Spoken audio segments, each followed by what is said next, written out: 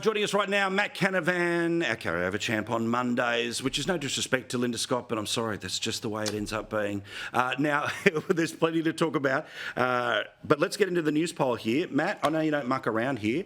I think that a little bubble may have burst here about the assumption about how inevitable things were when it came to a change of government. 7 seats is not good for the stability of the country, but it results in a Labor minority, not the Liberal Party negotiating for minority, Liberal and National Party.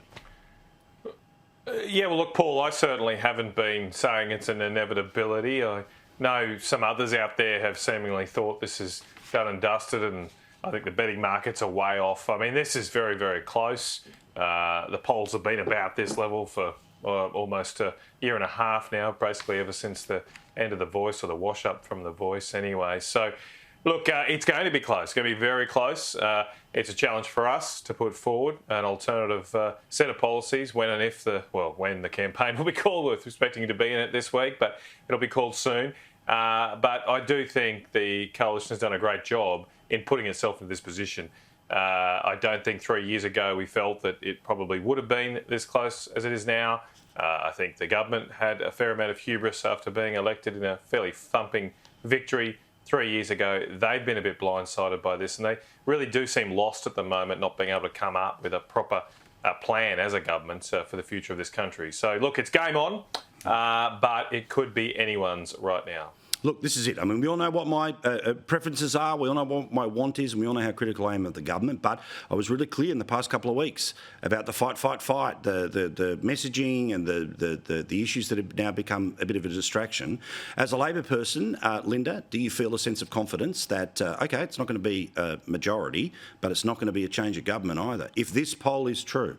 I don't feel confident at all. I think there's two really important facts, because this election will be historic no matter what happens. Two important facts. The first one is, since 1914, not a single first-term opposition leader, after a loss of government, has gone on to become the Prime Minister. So if Peter Dutton wins, it'll be remarkable. First time since 1914. Similarly, though, no first-term Prime Minister has gone to an election and sought re-election with a majority as narrow as the current Prime Minister has. So no matter what happens, this will be historic. And it's why I think it is so close. The polling is close. You talk to many Australians. When I door knock, even in Sydney, you know, there are people who support long-term wonderful local member Tanya Plibersek, but still people say, I'm undecided, I'm not sure.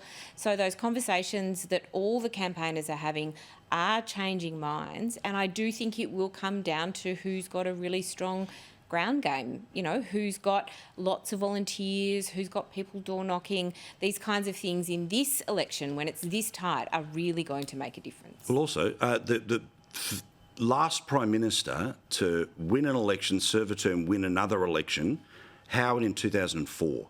We've had 20 years when leadership or government changes. That's a big amount of history that is worth playing out.